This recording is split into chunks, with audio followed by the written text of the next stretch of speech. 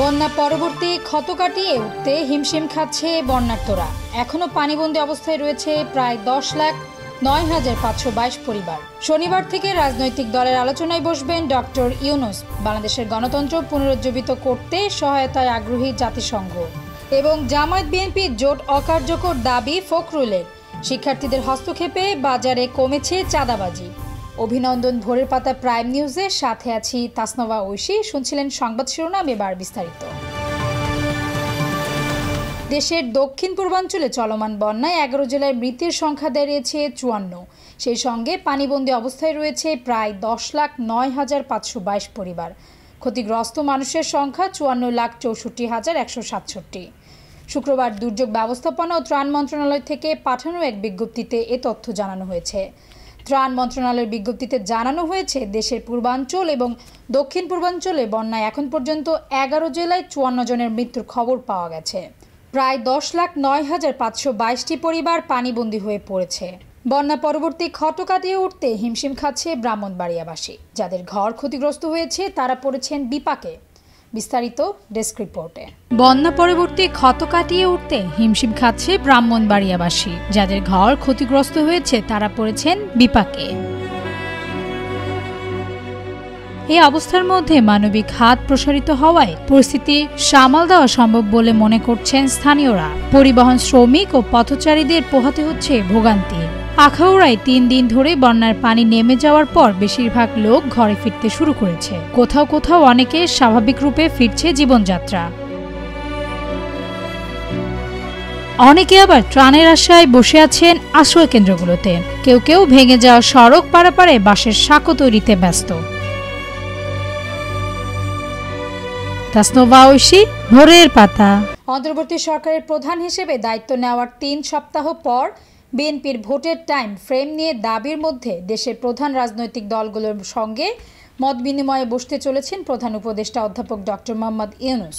বৃহস্পতিবার বিএনপির সঙ্গে বৈঠকের পর আগামীকাল শনিবার বিকেল 3টায় রাষ্ট্রীয় অতিথি ভবন যমুনায় অন্যান্য রাজনৈতিক দলগুলোর সঙ্গে বসবেন ইউনূস। প্রধান উপদেষ্টার দপ্তরে একজন কর্মকর্তা এ তথ্য জানিয়েছেন। রাত 8টা পর্যন্ত টানা 5 ঘন্টা মত বিনিময়ের কথা রয়েছে প্রধান উপদেষ্টার দৈনন্দিন সূচিতে।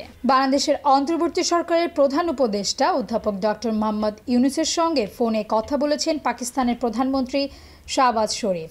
ফোন আলাপে অন্তর্বর্তী সরকারের প্রধান উপদেষ্টা হওয়া ইউনূসকে অভিনন্দন জানিয়েছেন তিনি। প্রতিবেদনে বলা হয়েছে, শাহবাজ শরীফ বন্যায় হতাহত ও ক্ষয়ক্ষতি বিষয়ে সমবেদনা জানিয়েছেন। সেই সঙ্গে বাংলাদেশের আর্থসামাজিক উন্নয়নে ডক্টর ইউনূসের অবদানের ভূয়সী প্রশংসা করেন শাহবাজ। এছাড়া পাকিস্তান ও বাংলাদেশ সমৃদ্ধির জন্য ঘনিষ্ঠভাবে কাজ করবে বলে ফোন আলাপে উভয় নেতা সম্মত হয়েছেন। বাংলাদেশের অন্তর্বর্তী সরকারের প্রধান উপদেষ্টা অধ্যাপক ডক্টর মোহাম্মদ ইউনূসের সঙ্গে ফোনে কথা বলেছেন পাকিস্তানের প্রধানমন্ত্রী শাহবাজ শরীফ। ফোনালাপে অন্তর্বর্তী সরকারের প্রধান উপদেষ্টা হওয়ায় ইউনূসকে অভিনন্দন জানিয়েছেন তিনি। প্রতিবেদনে বলা হয়েছে, শাহবাজ শরীফ বন্যায় হতাহত ও ক্ষয়ক্ষতির বিষয়ে সমবেদনা জানিয়েছেন। সেই সঙ্গে বাংলাদেশের আর্থ সামাজিক উন্নয়নে ডক্টর ইউনূসের অবদানের ভূয়সী প্রশংসা করেন শাহবাজ। এছাড়া পাকিস্তান ও বাংলাদেশ সমৃদ্ধির জন্য ঘনিষ্ঠভাবে কাজ করবে বলে ফোনালাপে উভয় নেতা সম্মত হয়েছেন। শুক্রবার 2 নেতার মধ্যে কথা হয়েছে বলে জানায় রেডিও পাকিস্তান। এছাড়া পাকিস্তানের প্রধানমন্ত্রীর কার্যালয়ে প্রেস উইং থেকে দেওয়া এক সংবাদ বিজ্ঞপ্তিতেও উভয় নেতার ফোনালাপের বিষয়টি নিশ্চিত করা হয়েছে। ফোনালাপে উভয় নেতা একমত হন যে পাকিস্তান ও বাংলাদেশের জনগণের অগ্রগতি ও সমৃদ্ধির জন্য ঘনিষ্ঠভাবে কাজ করার প্রয়োজন রয়েছে। এছাড়া বৃহত্তর আঞ্চলিক সহযোগিতা দক্ষিণ এশিয়ার জনগণের জীবনযাত্রার উন্নয়নে গুরুত্বপূর্ণ ভূমিকা পালন করতে পারে বলেও একমত হয়েছেন। দিলরুবা তন্নি, নিউজ ডেস্ক, ভোরের পাতা। বাংলাদেশ জামায়াতে ইসলামীর সঙ্গে বিএনপির জোট অনেক আগেই অকার্যকর হয়ে গেছে বলে জানিয়েছেন দলটির মহাসচিব মির্জা ফখরুল ইসলাম আলমগীর। তিনি বলেন, আমাদের যে জোট ছিল আন্দোলনের জন্য জোট, সেটা অনেক আগেই অকার্যকর হয়ে গেছে। এটা এখন কোনো কাজ করে না। ছাত্র জনতার অভ্যুত্থানে দীর্ঘ 17 বছর পর আওয়ামী লীগ সরকারের পতনের পর দেশের রাজনৈতিক অঙ্গন পরিবর্তন এসেছে। এই পরিস্থিতিতে দেশের একটি সংবাদ মাধ্যমের সঙ্গে আলাপকালে বিএনপি মহাসচিব এসব কথা বলেন। বাংলাদেশের গণতন্ত্র পুনরুজ্জীবিত করতে অন্তর্বর্তীকালীন সরকার এবং জনগণকে সহায়তা দিতে আগ্রহী জাতিসংঘের মানবাধিকার কমিশন শুক্রবার জেনেভায় এক প্রেস ব্রিফিংয়ে জাতিসংঘের মানবাধিকার বিষয়ক হাই কমিশনের মুখপাত্র রাভিনা সামদাসানি এ কথা জানান। মুখপাত্র বলেন, বাংলাদেশের গণতন্ত্রকে পুনরুজ্জীবিত করতে জবাবদিহিতা নিশ্চিত ও সমন্বয় সাধন করতে চান জাতিসংঘের মানবাধিকার কমিশন। একই সঙ্গে মানবাধিকারকে এগিয়ে নিতে এই গুরুত্বপূর্ণ মুহূর্তে অন্তর্বর্তী সরকার ও জনগণকে সমর্থন করার জন্য উন্মুখ কমিশন। আন্তর্জাতিক গুম প্রতিরোধ দিবস আজ। জাতিসংঘের সিদ্ধান্ত অনুযায়ী বিশ্বব্যাপী গুমের শিকার ব্যক্তিদের স্মরণ এবং তাদের পরিবারের সদস্যদের প্রতি সমবেদনা জানাতে 2011 সাল থেকে প্রতি বছর 30 আগস্ট আন্তর্জাতিক গুম প্রতিরোধ দিবস পালিত হয়ে আসছে। বিস্তারিত দিলরুবা তন্নির প্রতিবেদনে। 30 আগস্ট আন্তর্জাতিক গুম প্রতিরোধ দিবস। জাতিসংঘের সিদ্ধান্ত অনুযায়ী বিশ্বব্যাপী গুমের শিকার ব্যক্তিদের স্মরণ এবং তাদের পরিবারের সদস্যদের প্রতি সমবেদনা জানাতে 2011 সাল থেকে প্রতি বছর 30 আগস্ট আন্তর্জাতিক গুম প্রতিরোধ দিবস পালিত হয়ে আসছে। গত 1.5 দশকেরও বেশি সময় ধরে রাষ্ট্রীয় পৃষ্ঠপোষকতায় গুমের অভিযোগ নিয়ে আন্তর্জাতিকভাবে বাংলাদেশ ব্যাপক সমালোচনায় পড়ে। এর পরিপ্রেক্ষিতে বাংলাদেশ অন্তর্বর্তী সরকারের প্রধান উপদেষ্টা ডক্টর মোহাম্মদ ইউনূস বৃহস্পতিবার গুম বিরোধী আন্তর্জাতিক সনদে সই করেন। বাংলাদেশ জাতিসংঘ মানবাধিকার বিষয়ক 9টি সনদের 8টিতে সই করেছে। জাতিসংঘের দীর্ঘদিনের অনুরোধের পরও বিগত সরকার গুম বিরোধী সনদে সই করেনি। অন্তর্বর্তী সরকার মানবাধিকার সমুন্নত রাখার পাশাপাশি গুমের সংস্কৃতি বন্ধ করতে চায়। এর লক্ষ্যে সরকার গুম বিরোধী সনদে যুক্ত হতে যাচ্ছে। বেসরকারি মানবাধিকার সংগঠন অধিকারের পরিসংখ্যান অনুযায়ী গত 15 বছরে বাংলাদেশে 700-র বেশি মানুষ গুম হওয়ার ঘটনা ঘটেছে। এর মধ্যে 150 জনের বেশি মানুষের খোঁজ এখনও পাওয়া যায়নি। বিশ্বের বিভিন্ন দেশে রাষ্ট্রীয় পৃষ্ঠপোষকতায় গুম বন্ধের পাশাপাশি এই অপরাধের জন্য দায় মুক্তি বন্ধ করা, ন্যায় বিচার প্রতিষ্ঠা ও ক্ষতিগ্রস্ত ব্যক্তিদের সহায়তার লক্ষ্যে 2006 সালের 20 ডিসেম্বর গুম হওয়া সব ব্যক্তির জন্য আন্তর্জাতিক সনদ হিসাবে জাতিসংঘ সাধারণ পরিষদে একটি প্রস্তাব গৃহীত হয়। পরে 2010 সালে ডিসেম্বরে international convention for protection of all persons against enforced disappearance সম্মেলনে যে আন্তর্জাতিক সনদ কার্যকর হয়, সেই সনদে 30 আগস্টকে আন্তর্জাতিক গুম প্রতিরোধ দিবস হিসাবে ঘোষণা করা হয়। দিলরুবা তন্নি, নিউজ ডেস্ক, ভোরের পাতা। শুধু ঢাকাতেই নয়, দেশের বিভিন্ন স্থানে আয়নাঘর রয়েছে বলে মন্তব্য করেছেন নাগরিক ঐক্যের সভাপতি মাহমুদুর রহমান মান্না। শুক্রবার জাতীয় শহীদ মিনার প্রাঙ্গণে মায়ের ডাক আয়োজিত গুম ও বিচার বহির্ভূত হত্যাকাণ্ড বন্ধের প্রতিবাদে আয়োজিত মানববন্ধনে তিনি এ মন্তব্য করেন। মাহমুদুর রহমান মান্না বলেন, 5 আগস্টের পর নতুনভাবে যে জাগরণ তৈরি হয়েছে এটিকে অনেকেই স্বাধীনতা বলে আখ্যায়িত করছেন, কিন্তু এমন সময়েও যদি স্বজনহারা ব্যক্তিরা তাদের স্বজনদের ফিরে না পান তাহলে সেই স্বাধীনতা ব্যর্থ হয়ে যাবে। অন্তর্বর্তীকালীন সরকারের কাছে আবেদন থাকবে, দ্রুততম সময়ে স্বজনদের কাছে গুম হওয়া ব্যক্তিদের ফিরিয়ে দিন। সরকার পতনের পর বাংলাদেশ পুলিশের থানা ফাঁড়িগুলোতে চালানো হয় হামলা, লুটপাট। শুধু ঢাকাতেই আগুনে পুড়ে ক্ষতিগ্রস্ত হয় 22টি থানা।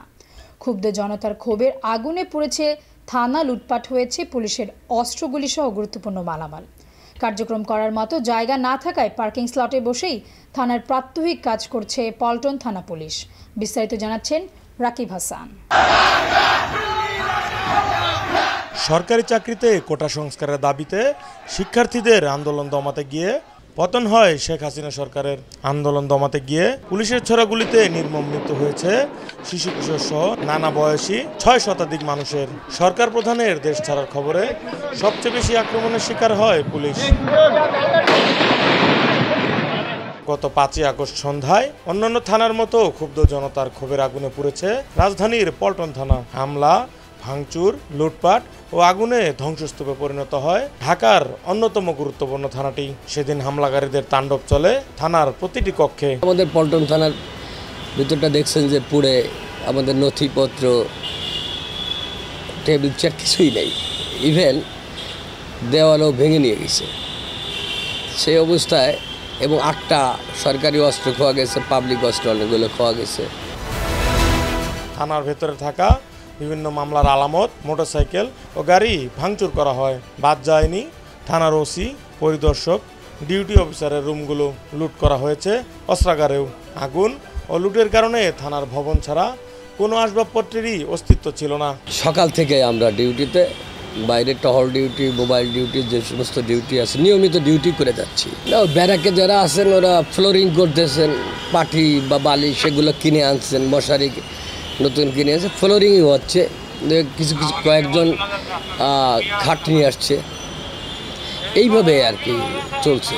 ফ্যান নেই, প্লেট নেই, নিজেরাই আর কি কেনাকাটা করেই ব্যক্তিগতভাবে যে যা পারে সেভাবে। দেশের পট পরিবর্তনে, নতুন পুলিশ বাহিনী গঠনে পুলিশ প্রধানের আহ্বানে সাড়া দিয়ে থানায় ফিরলেও মানুষের সেবা দেওয়ার মতো সক্ষমতা ছিল না পল্টন থানার। তবুও সবকিছুকে পিছনে ফেলে মানুষের সেবায় ঘুরে দাঁড়াচ্ছে পুলিশ। থানার পার্কিং স্লটেই চেয়ার টেবিল বসে থানায় আসা ভুক্তভোগী ও সেবা প্রত্যাশী মানুষের কথা শুনছে পুলিশ। সেবা দিচ্ছে সাধ্যের সর্বোচ্চ। রাকিব হাসান, ভোরের পাতা। ইসলামী আন্দোলনের সাথে সাক্ষাৎ করে সমর্থন চেয়ে 6 দফা দাবি পেশ করেছে ঢাকা জেলা 4/3 হুইলার অটোরিকশা সমবায় মালিক সমিতি। সংগঠনটির আমির চরমোনাই পীর মুফতি সৈয়দ মোহাম্মদ রেজাউল করিম, সিনিয়র নায়েবে আমির মুফতি সৈয়দ মোহাম্মদ ফাইজুল করিমের সাথে সাক্ষাৎ করে অটোরিকশা মালিক সমিতি নেতারা তাদের দাবি উত্থাপন করেন। যৌক্তিক দাবি আদায় ইসলামী আন্দোলনের অটোরিকশা মালিকদের পাশে থাকবে বলেও আশাবাদী তারা। এ সময় ঢাকা জেলা 4/3 হুইলার অটোরিকশা সমবায় মালিক সমিতির সভাপতি মোহাম্মদ আল মামুন ও সাধারণ সম্পাদক এম মাসুদ উপস্থিত ছিলেন। এইগুলা রাস্তায় চলার কারণে অনেক সময় যাত্রীদের হয়রানি কম হয়। তাই সেই বিষয়গুলো আমরা ন্যায্য দাবির সাথে আমরা সবাই আলহামদুলিল্লাহ একত্রিত হয়েই আমরা এই দাবি পূরণের ব্যাপারে এটা আমরা কথা বলবো ইনশাআল্লাহ। আমাদের এটা হলো ঢাকা মহানগর ব্যতীত ছিল, কিন্তু আমাদের হাই রুট বন্ধ করে দিয়েছে। তারপর 16টা ইউনিয়ন কেটে নিয়েছে। তারপরে আমরা আশুলিয়া থেকে কেরানীগঞ্জ যাইতে পারছি না।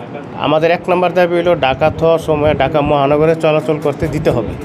এটা হলো আমাদের প্রথম 1 দফা দাবি। 36 জনকে অযৌক্তিক কারণে চাকরিচ্যুত করার অভিযোগ উঠেছে রাজধানীর ইন্টারকন্টিনেন্টাল হোটেলের এমডি, জিএম এবং এইচআর এর বিরুদ্ধে। শুক্রবার সকালে ঢাকা রিপোর্টার্স ইউনিটিতে এক সংবাদ সম্মেলনে এসব দাবি করেন ভুক্তভোগীরা। সংবাদ সম্মেলনে বক্তারা বলেন, তুচ্ছ কারণে এক কর্মচারীর চাকরিচ্যুতি ঘটনায় শ্রম আদালতের হোটেলে মহাব্যবস্থাপক আশুয়ানি নায়েবের বিরুদ্ধে মামলাও চলছে। আমি নুরুজ্জামান ক্যাটারিং সেলস অ্যাডমিন হিসেবে কাজ করছিলাম। হঠাৎ করে জানুয়ারি 24 তারিখে আমাদেরকে ম্যাজিস্ট্রেট এসে বের করে দেয় এবং ফেব্রুয়ারির 25 তারিখে সবার বাসায়, আমাদের 36 জনের বাসায় টার্মিনেশন লেটার পাঠানো হয়।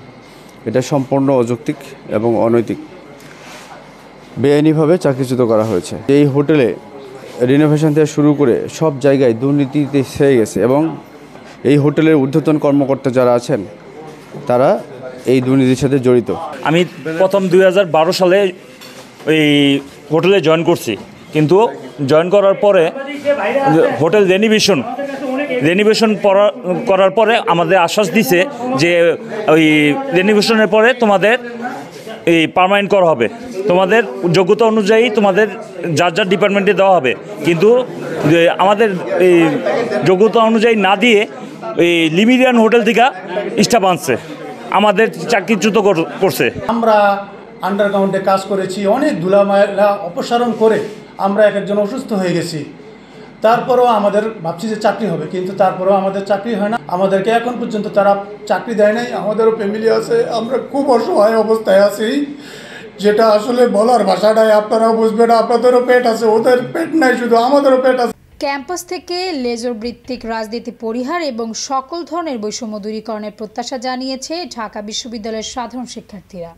তাদের একটাই দাবি, ক্যাম্পাস হোক শান্তিপূর্ণ। আরও জানাচ্ছেন রাকিব হাসান।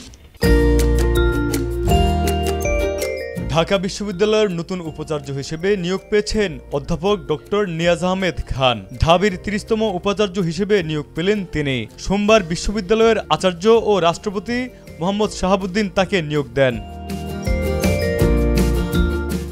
ঢাবির নতুন প্রো ভিসি হিসেবে নিয়োগ পেয়েছেন বিশ্ববিদ্যালয়টির অর্থনীতি বিভাগের অধ্যাপক ডক্টর সাইমা হক বিদিশা এবং ফলিত রসায়ন ও রাসায়নিক প্রকৌশল বিভাগের অধ্যাপক ডক্টর মোহাম্মদ ইসমাইল। সদ্য নিয়োগ পাওয়া এই ভিসিকে নিয়ে চলছে নানান আলোচনা সমালোচনা। লেজুট ভিত্তিক রাজনীতি পরিহার করে ক্যাম্পাসে একটি সুষ্ঠু পরিবেশ ফিরিয়ে আনবে বিশ্ববিদ্যালয়ের নতুন নবনিযুক্ত প্রশাসন।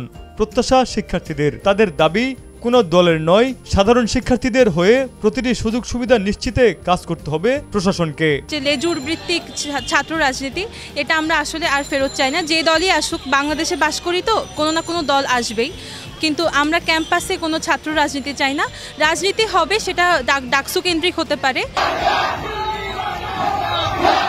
দেশের ইতিহাসের রন্ধে রন্ধে জড়িয়ে আছে এই বিশ্ববিদ্যালয়ের নাম। এক কথায় এই বিশ্ববিদ্যালয় জন্ম দিয়েছে স্বাধীন এই বাংলাদেশের। প্রযুক্তিগত উন্নয়নের মাধ্যমে শিক্ষার্থীদের স্মার্ট ক্যাম্পাসের পাশাপাশি বিশ্ববিদ্যালয়ের অভ্যন্তরীণ সকল সমস্যা দূর করে শিক্ষার একটি মানসম্মত পরিবেশ সৃষ্টি করতে ব্যবস্থা নেবে আশা শিক্ষার্থীদের। নিয়াজ স্যার ওনার একাডেমিক যোগ্যতা অসাধারণ। উনি একই সঙ্গে সেরকমই দক্ষতা রাখবেন বিশ্ববিদ্যালয় প্রশাসনের কাছে, সেই আশাটাও আমরা রাখছি। নতুন শিক্ষক যারা এসেছেন, নতুন দায়িত্বপ্রাপ্তদের আমরা অভিনন্দন জানাই। একই সঙ্গে আশা রাখছি যে তারা বিশ্ববিদ্যালয়কে একাডেমিয়ার দিক থেকে যেভাবে এগিয়ে নিয়ে যাবে, ঠিক একই রকমভাবে রাজনৈতিক সচেতনতার দিক থেকেও ক্যাম্পাসে সুষ্ঠু ও শিক্ষার্থী বান্ধব একটি পরিবেশও তারা তৈরি করবে। নতুন প্রশাসনের হাত ধরে শিক্ষা ও গবেষণার ব্যবস্থা ফলপ্রসূ উন্নয়ন চান বিশ্ববিদ্যালয়ের শিক্ষকরা। ঢাকা বিশ্ববিদ্যালয়টির জন্য আসলেই আপনার শিক্ষা এবং গবেষণার প্রাণকেন্দ্র হয়ে ওঠে এবং এখানে শিক্ষার্থী শিক্ষক সম্পর্কে আমরা দেখেছি একটা ফাটল ধরেছে। সেই জায়গাটা ওনারা অ্যাড্রেস করবেন। একই সাথে বিশ্ববিদ্যালয়ের যে স্বায়ত্তশাসন, বিশ্ববিদ্যালয়কে আরও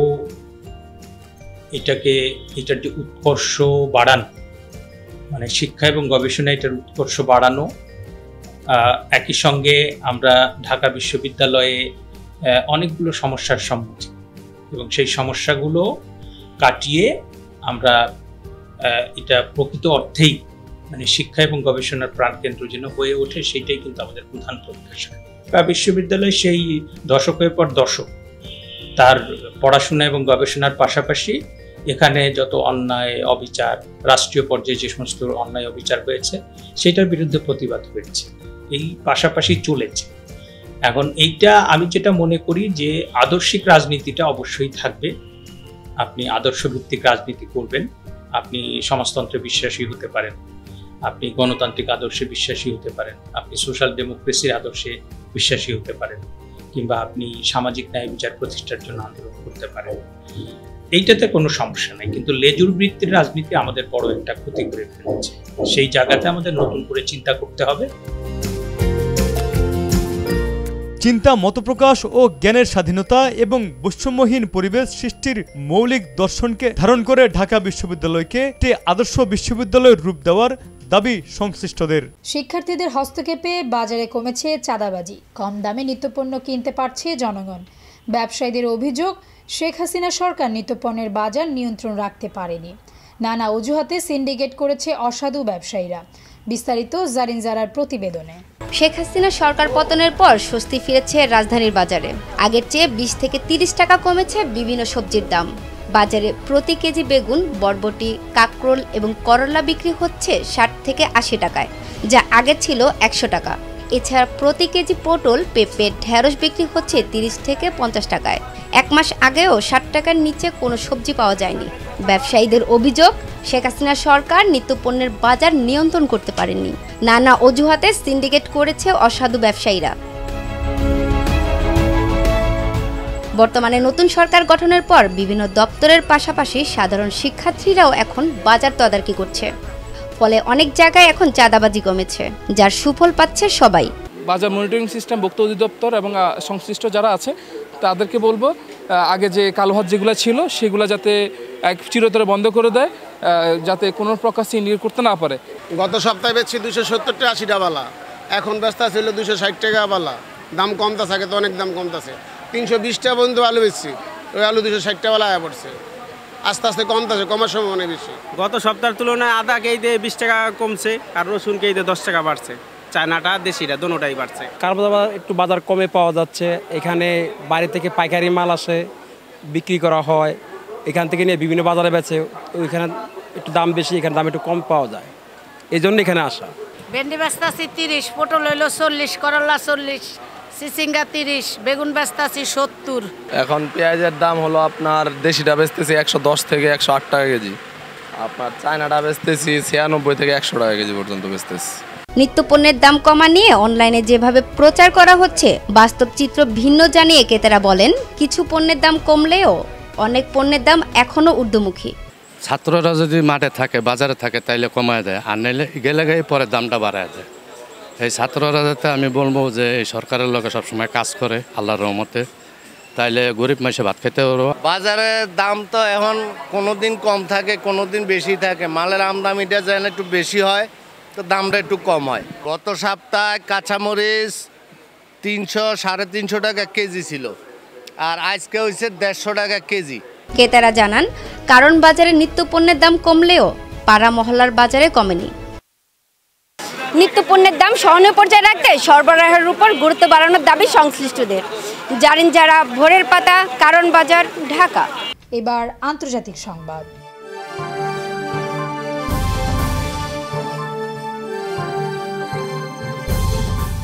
সৌদি আরবের প্রতিরক্ষা মন্ত্রী প্রিন্স খালিদ বিন সালমানের সুপারিশের ভিত্তিতে দেশটির প্রশাসনে ব্যাপক রদবদল আনা হয়েছে। বৃহস্পতিবার এই সংক্রান্ত রাজকীয় ফরমান জারি করা হয়েছে বলে জানায় আরব নিউজ। রাজকীয় ফরমানে বলা হয়, যৌথ বাহিনীর কমান্ডার লেফটেন্যান্ট জেনারেল মুতলাক বিন সালেম বিন মুতলাক আল আজিমা সামরিক চাকরি থেকে অবসর নেবেন, কেননা তাকে রয়্যাল কোর্টে উপদেষ্টা হিসেবে নিযুক্ত করা হয়েছে। নৌবাহিনীর chief of staff lieutenant general Fahad bin Abdullah bin Saleh Al গুফাইলিকে তার পদ থেকে অব্যাহতি দেওয়া হয়েছে। তাকে লেফটেন্যান্ট জেনারেল পদমর্যাদায় deputy chief of the general staff হিসেবে নিযুক্ত করা হয়েছে। এদিকে major general Fahad bin Hamad bin Abdul Aziz Al Salman lieutenant general পদে উন্নীত হবেন এবং যৌথ বাহিনীর কমান্ডার হিসেবে নিযুক্ত হবেন। এছাড়াও ক্যাবিনেটের জেনারেল সেক্রেটারিয়েটের উপদেষ্টা সামির বিন আব্দুল আজিজ বিন মোহাম্মদ আল তাবিবকে তার পদ থেকে অব্যাহতি দেওয়া হয়েছে এবং তাকে প্রতিরক্ষা মন্ত্রণালয়ের উপদেষ্টা হিসেবে নিযুক্ত করা হয়েছে। এবার বিনোদনের সংবাদ।